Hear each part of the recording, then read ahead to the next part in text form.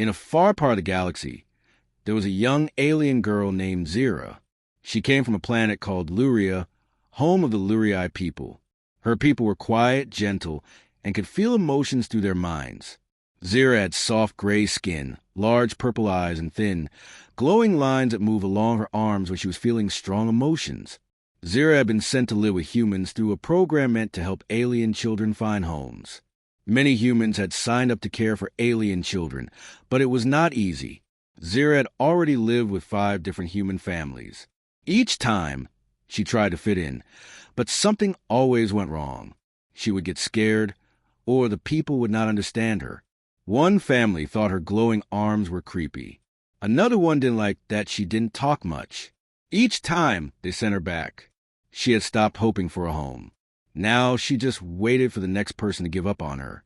On Earth, in a quiet town, there lived a man named Ethan. He worked as a repair technician, fixing broken machines and gadgets. Ethan was a simple man.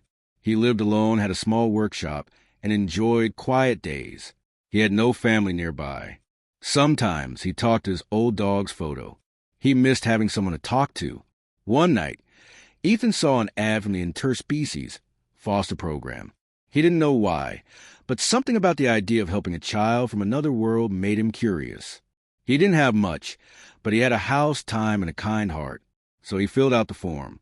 A week later, the agency called him. They told him about Zira. They warned him she had been rejected many times. Ethan listened quietly. He didn't say no. The next day, a ship landed outside town. It was small and silver. From it, 2 workers stepped out with Zira. She looked around with wide eyes. She held a small bag and nothing else. Her arms were dim and her head was down. Ethan stepped outside and gave a little wave. He didn't try to smile too much. He just said, "Hi, I'm Ethan. It's nice to meet you." Zira didn't say anything, but she looked up. She nodded once. The workers handed Ethan a packet of papers and instructions. They told him to contact them if anything went wrong. Then they left. Inside the house, Zira sat on the couch.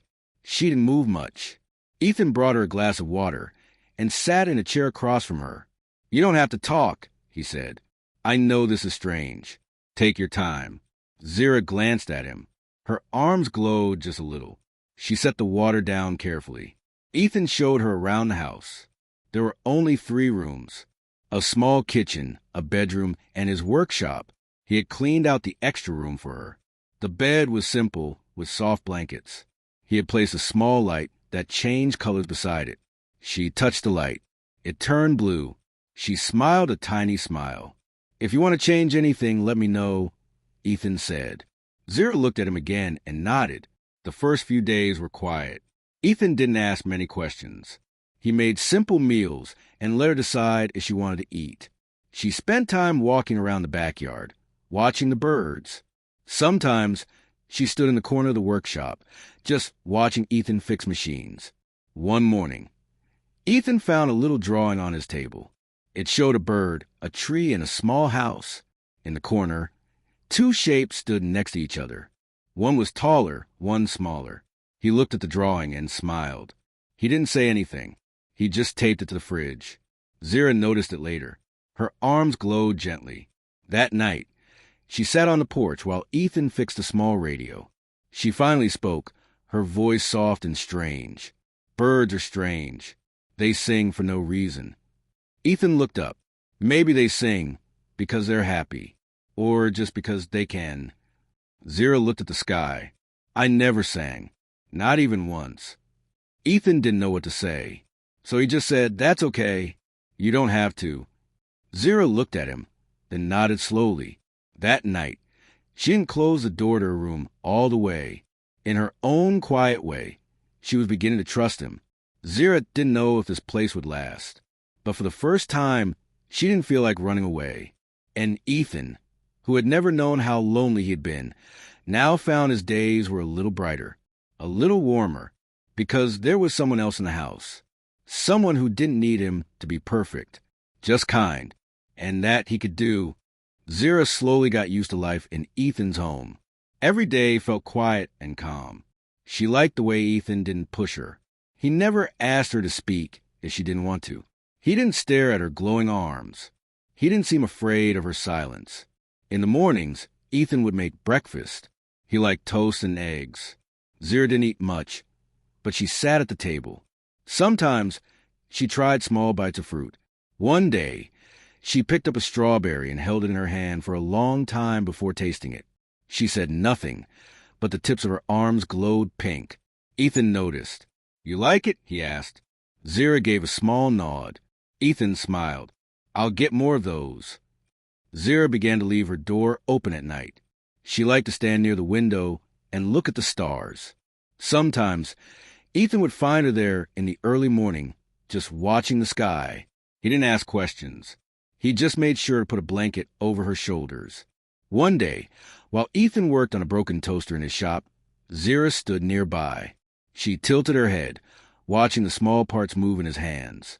After a while, she moved closer and pointed at a tiny wire. "That one is wrong," she said. Ethan looked at it. "You think so?" Zira nodded. Ethan followed her advice, and the toaster buzzed to life. He looked at her, surprised.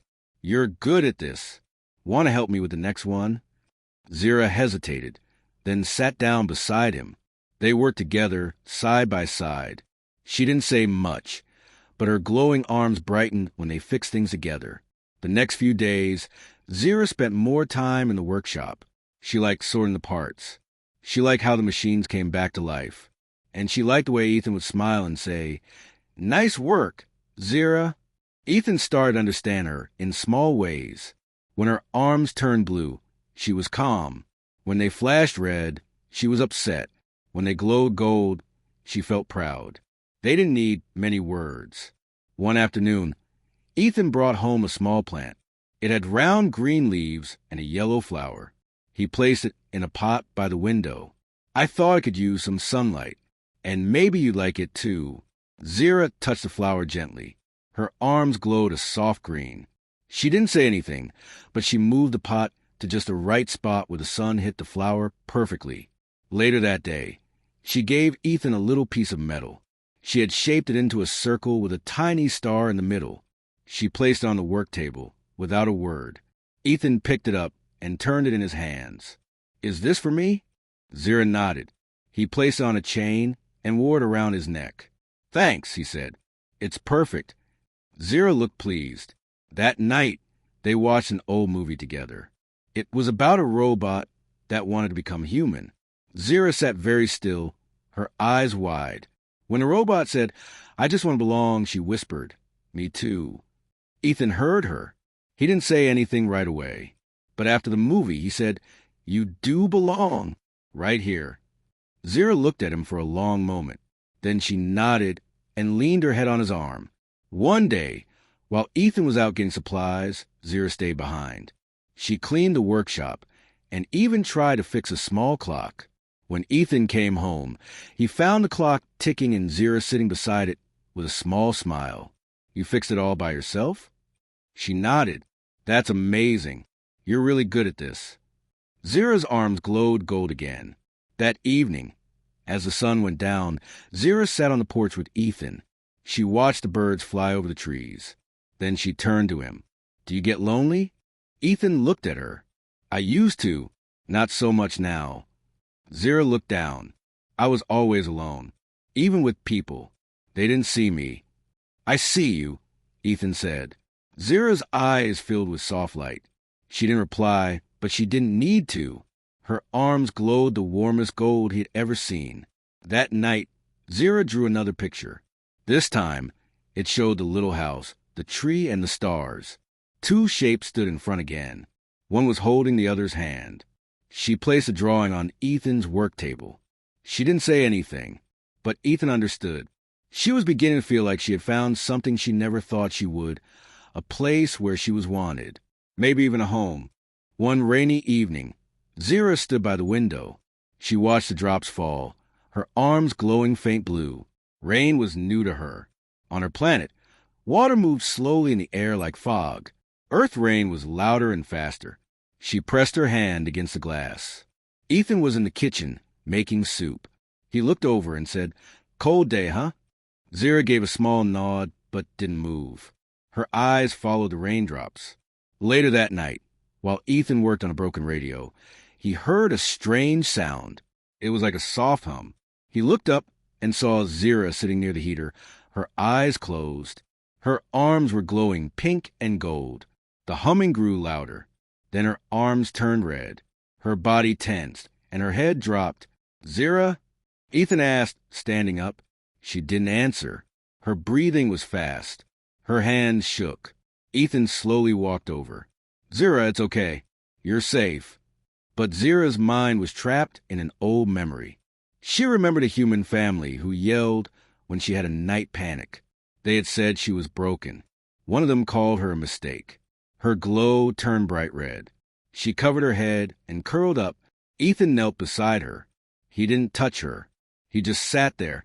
"I'm not going anywhere," he said softly. "You don't have to hide. I'm here." Minutes passed. The light on her arms started to fade. The red became orange, then yellow. Slowly, she lifted her head.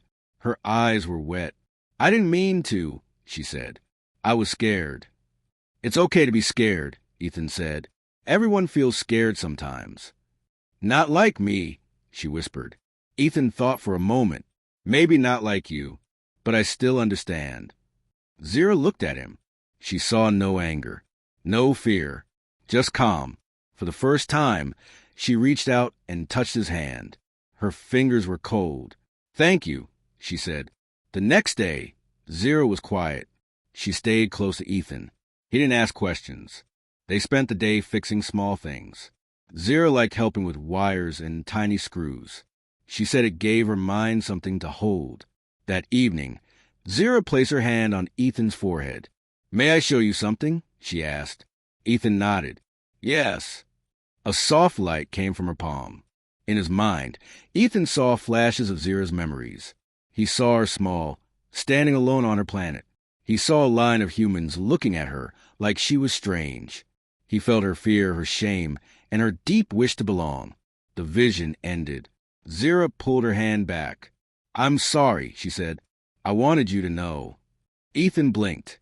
He had never felt someone else's emotions like that. It was heavy, but it made sense. "I'm glad you showed me," he said. "Thank you." Zira looked relieved. She sat back in her chair, her arms glowing soft blue. Later that week, Ethan brought out a box of old clothes and items he hadn't used in years. He let Zira go through them. She found a scarf and wrapped it around her shoulders. "It smells like you," she said. Ethan laughed. "Sorry, that means it needs a wash." "No," Zira said. "It's good. It smells like home." Those words stayed in Ethan's mind. Zira began to talk more. Not a lot, but enough to share little things. She told him how the stars looked different on her world. She showed him how to hum in a way that made the workshop lights flicker gently. She even laughed once when Ethan burned toast and the smoke alarm beeped like a siren. One evening, they sat outside under stars. Zira leaned against the wall and looked up. "Do you think they'll come take me again?" she asked. Ethan looked at her. "Do you want to leave?" Zira shook her head. "No, I want to stay. I like it here. I like you." Ethan smiled. "Then we'll do everything we can to keep it that way." Zira closed her eyes. Her arms glowed gold and green. That night, she didn't close her door at all. And in the morning, she left a new drawing on the table. It showed a bigger house with machines and tools. It had a garden. In the middle, two shapes stood side by side. She had written one word under it. Home. Zira woke early each morning now. She liked to sit outside before the sun came up. She would watch the sky change from dark blue to soft orange.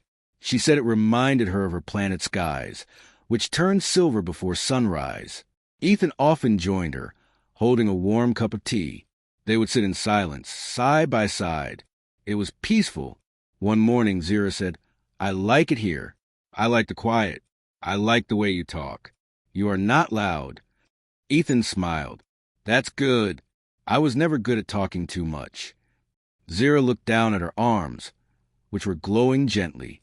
"I feel like I can breathe here." In the workshop, they began working on bigger things. Zira had learned how to take machines apart without breaking them. Her careful fingers were perfect for delicate tasks. Ethan taught her how to read wiring maps and use simple tools. Together, they fixed an old music player. When it started working, Zira laughed. It was a soft, surprise sound. Ethan hadn't heard her laugh like that before. He played a slow song. It had no words, just soft instruments. Zira sat still and listened. Her arms turned pale yellow. "Music is strange," she said. "It pulls on feelings." "Yeah," Ethan said. "It does." Zira began drawing more.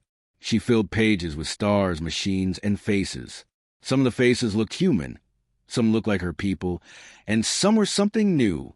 One day, she drew a small picture of Ethan holding her hand. She gave it to him. "For your wall," she said. Ethan looked at it and smiled. "It's going up right now." As the days passed, their little home became warmer. Zira helped plant flowers outside. She painted small stones and lined them along the garden path. She even made a small sign for the workshop door. It read, "Zira and Ethan's Fix-It Place." Ethan laughed when he saw it. "Looks official now." "Yes," Zira said. "We are a team." One afternoon, they got a visit from someone new. A woman in a gray suit came to the door. She had a tablet and a sharp look in her eyes. "Hello," she said. "I'm Marla from the Interspecies Agency. I'm here for a review." Zira stepped behind Ethan. "Come in," Ethan said. Marla walked through the house, looking at everything. She asked questions. "What do you eat? What do you do each day? Do you feel safe?" Zira answered softly, her arms glowing pale blue. "I feel safe. I help in the shop. I like the garden." Marla looked at Ethan. "You know, she could be placed with a family who has more training, a place with more structure." Zira froze. Ethan kept calm. "She's happy here. She's learning. Isn't that what matters?" Marla wrote something on her tablet. "We will see." After she left, Zira sat on the porch. Her arms were dark gray. "Are they going to take me away?" she asked. Ethan sat beside her. "I don't know, but I'll fight for you to stay. I promise." Zira looked at him. "I want to stay. I don't want to go back." "Then we tell them," Ethan said. "We show them what you've built here." The next week, they prepared. Zira wrote a short message. It said, "I have a home now. Please let me stay." She added a small picture at the bottom of the page. Ethan helped her put together a folder of things she had fixed. They took photos of her work. They even included her garden stones. On the day of the next visit, Zira wore the scarf Ethan had given her. She stood tall, her arms glowing gold. She showed Marla everything. She spoke clearly. "I want to stay. This is my home." Marla said nothing for a long moment. Then she nodded slowly. "You've made progress," she said. "We'll send the report. It will go to the main board." After she left, Zira let out a breath. "I tried. I really tried." "You did great," Ethan said. "No matter what they say, I'm proud of you." Zira smiled. She leaned against him. Her arms glowed warm gold and soft pink. That night, she added a new sign in the garden. It read, "Hope grows here." And for the first time, Zira felt like maybe the future wasn't something to fear. Maybe it was something to build. 2 weeks passed after the agency visit. Zira and Ethan waited each day for news. The house felt quiet, like it was holding its breath. Zira tried to stay busy. She worked in the garden, helped in the shop, and made drawings for the walls. But at night, she often sat by the window, watching the stars. One afternoon, a letter came. It was from the Interspecies Board. Ethan opened it slowly while Zira stood beside him. He read it once, then again. Then he looked at Zira. "They want to meet us in person," he said. "They want to test something called emotional compatibility." Zira frowned. "What does that mean?" "They want to see if we really belong together, like a final test." Zira looked worried. "What if they don't like the way I feel?" Ethan shook his head. "Feelings aren't right or wrong. They just are. We'll go together. We'll show them what this means." 3 days later, they traveled to the city. It was Zira's first time outside the town since she arrived. The city was loud and full of strange lights. Zira held onto Ethan's arm tightly. They reached a tall white building with clean walls and bright signs. Inside, they were met by a woman with kind eyes. "I'm Lacey," she said. "I'll be guiding you through the process. Don't worry, it won't hurt. We just want to understand the bond." Zira looked at Ethan, who nodded gently. We /you two a one ready. They entered a room with 2 chairs and a soft light above. Lacey asked them to sit and hold hands. Zira placed her hand in Ethan's. Her fingers shook a little. A quiet hum filled the room. The chairs began to glow. Lacey explained, "This light will show the connection between you. The closer and stronger the bond, the brighter and more colorful the light." At first, nothing happened. Then, slowly, a soft golden light appeared around them. Zira's arm started to glow as well, matching the chair's light. The color turned into a mix of gold, blue, and warm orange. The air felt calm.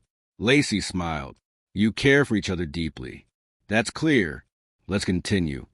In the next room, Zira was asked to show how she felt about her time with Ethan. She used her mind to project an image: the garden, the porch, the workshop, and the kitchen table where she drew her pictures.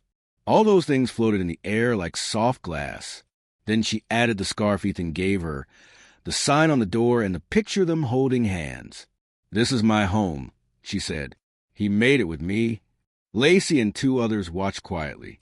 One of them, a tall man with silver hair, said, "What do you feel when you think of Ethan?" Zira answered in a quiet voice, "I feel safe. I feel seen. I feel real." Later, Ethan spoke too. He said, "Zira changed my life. I didn't know how empty my days were until she came. She didn't need to be perfect. She just needed someone to care. I care. That's not going to change." When the tests were done, Lacey asked them to wait outside. Zira sat on a bench, holding Ethan's hand tightly. "Do you think it was enough?" she asked. "It was honest," Ethan said. "That's what matters." Finally, the door opened. Lacey stepped out with a gentle smile. "You both passed. The board agrees. Zira can stay with you under extended care. If things continue this well, full adoption will be possible." Zira stared at her, not sure if she heard it right. "I can stay?" "Yes," Lacey said. "You're doing so well. Just keep being yourselves." Zira turned to Ethan. Her arms glowed so bright, they lit the hallway. "We did it," she whispered. On the way home, they stopped by a quiet lake. Zira sat by the water, touching the surface gently. "This place feels like a dream," she said. "It's real," Ethan said, "and you're part of it." That evening, Zira placed a small crystal on the workshop shelf. It pulsed softly with light. "It means home energy," she said. "It glows brighter when I'm happy." Every night after that, the crystal glowed, and every day, Ethan and Zira added something new to their little world. A new tool, a new flower, a new memory. They had passed the test. But for them, the true bond had already been made, not with rules or papers, but with quiet trust, shared days, and a promise that neither would be alone again. Weeks passed, and life became steady again. Zira smiled more often now. Her arms glowed with soft colors most of the time. She had her own space, her own tools, and her own garden. But most of all, she had someone who cared. Ethan added new shelves in the workshop. He said, "You'll need more room for your work soon." Zira nodded proudly. She had learned how to fix small fans, lights, and even a music player. People in town started to visit the shop, bringing broken items and asking for help. "Who fixes radio?" one man asked. Ethan smiled and pointed to Zira. "She did." The man looked surprised. "She's good." Zira said nothing, but her arms glowed gold for the rest of the day. Ethan also noticed that Zira liked teaching. When a small child came with her father to fix a broken toy, Zira showed the girl how to open it gently and find the problem. The girl giggled and clapped when the toy worked again. "You have a gift," Ethan told Zira later. "Not just with tools, with people too." Zira thought about that. "I never knew," she said. One day, Zira sat on the porch and watched the birds in the trees. She turned to Ethan. Why do you think I was sent back before? Ethan sat beside her. Maybe they didn't understand you. Maybe they didn't try. Do you think I was broken? No, Ethan said. You were never broken. You were waiting for the right place. Zira looked at her hands. I'm glad I found it. That same week, Marla from the agency visited again. She walked through the house, the shop, and the garden. This time, she didn't carry a tablet. She simply observed. She seems well, Marla said. More stable. Happier. Ethan nodded. She's growing. Marla turned to Zira. How do you feel now? I feel strong, Zira answered. I feel like I belong. Marla gave a small smile. We will begin the final step soon. Full adoption is close. Zira looked at Ethan with wide eyes. He smiled and gave her hand a gentle squeeze. After Marla left, Zira ran to the workshop and pulled out a box. Inside was a small glowing crystal, her favorite one. She placed it in a wooden frame and wrote a word under it. Family. She gave it to Ethan. For you, so you remember this day. Ethan looked at the gift and felt something deep inside, a warmth he hadn't felt in years. Thank you, Zira. I'll keep it close. Later that evening, a neighbor stopped by with cookies. We heard the news, she said, that she might be staying for good. Ethan nodded. Yes, we're almost there. The neighbor smiled at Zira. Welcome to the neighborhood, dear. Zira gave a small bow. Thank you. That night, Ethan sat on the porch with Zira. The stars were bright. A soft breeze passed through the trees. What do you want to do when the adoption is final? Ethan asked. Zira thought for a moment. I want to build something. A big machine. One that helps people. Maybe a cleaner for the lake, or something that makes water safe. That sounds like a great idea.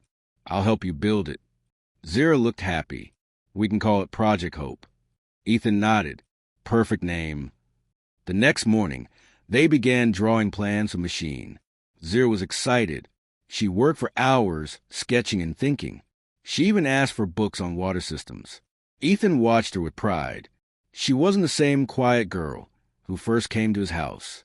She was brighter, stronger, and more alive. One evening, Zira placed a new picture on the wall. It showed the two of them standing beside a tall machine with flowers growing around it. Above their heads, she had written, Together, we fix more than machines. Ethan read the words and felt tears in his eyes. You fix me too, you know, he said softly. Zira turned to him. Then we fixed each other. That night, the house felt warmer than ever. The lights glowed soft. The wind was gentle, and the small crystal on the shelf pulsed with golden light. The journey wasn't over, but the hardest part was behind them. Now, they were building something new. Together, the day had finally come. Ethan and Zira stood outside the agency building again, just like before. But this time, it felt different. The sun was bright, and the air felt calm. Zira wore the scarf he gave her long ago, and her arms glowed a soft, steady gold. Inside the building, Marla and Lacey greeted them with warm smiles. Are you ready? Marla asked. Zira looked at Ethan. He nodded. We're ready. They entered the same room with the soft lights. This time, there were papers to sign. Real ones. The final adoption form. Ethan read it slowly, then signed his name. He passed the pen to Zira. Zira stared at the paper for a moment. Her hand shook just a little, but she signed her name carefully. When it was done, Lacey took the papers and smiled. It's official now, she said. Zira, you have a forever home. Zira didn't speak. She just turned to Ethan and hugged him. Her arms glowed bright gold and pink, full of joy. Back home, they celebrated. The neighbors brought small gifts. One gave Zira a book about earth plants. Another brought her a music player with simple songs. You're one of us now, said the woman from the bakery. You belong here. Zira thanked them quietly. She kept touching her scarf, like she wanted to remember every part of the day. Later that evening, Ethan and Zira packed a bag. Are you sure you want to go to the mountains? Ethan asked. Yes, Zira said. You said it was beautiful. I want to see it. They drove the next morning. The road climbed higher, trees growing taller with each mile. Zira watched the trees with wide eyes. They look like giants, she said. Ethan laughed. They've been here a long time. They've seen everything. At the top of the mountain, they found a quiet spot. There was a clear view of the valley below. Rivers twisted like silver threads through the trees. Zira stepped out and took a deep breath. It smells like peace, she said. They sat on a large flat rock and opened their small picnic. Simple food, water, and cookies from the bakery. This is my first trip, Zira said. Not a ship, not a move, not a test. Just a trip. Yes, Ethan said. Just us. No worries. After they ate, Zira took out a small glass box. Inside was the crystal she had once given Ethan. She held it up to the sun. It glowed brighter than ever. It remembers joy, she said. As the sun began to set, Zira took Ethan's hand. Thank you for not giving up on me. Even when I was quiet. Even when I was scared. You never had to be perfect, Ethan said. You just had to be you. That was always enough. Zira leaned against his shoulder. I used to wonder why I never fit in, she said. Now I know. I was waiting for you. They watched the sky turn from orange to dark purple. Stars appeared one by one. Do you think others like me will find homes? Zira asked. I think they will, Ethan said, because now there's a story to tell. Your story. Then I hope they hear it. Zira said. I hope they know it's possible. The next day, they returned home. Zira ran into the workshop and added a new note to the wall. It said, Today I saw the world. It is big and I am small, but I am not alone. She hung a new drawing beside it. It showed the mountain, the valley, and two small figures sitting on a rock. Life returned to its normal pace. Zira helped in the shop, planted new flowers, and began her plan for the water cleaning machine. She called it Project Hope and even drew a small logo. Ethan helped her build the first model. It wasn't perfect, but it worked. When the machine cleaned a small bucket of water, Zira laughed with pure joy. It worked. We really did it. Of course we did, Ethan said. Together. As the seasons changed, the little house grew more full of life. More drawings, more tools, more stories. And in the middle of it all was Zira. Once alone, once afraid, now part of something real. A home, a family, a forever bond that no paper, no rule, no test could ever replace. She had found her place, and she would never be sent back again.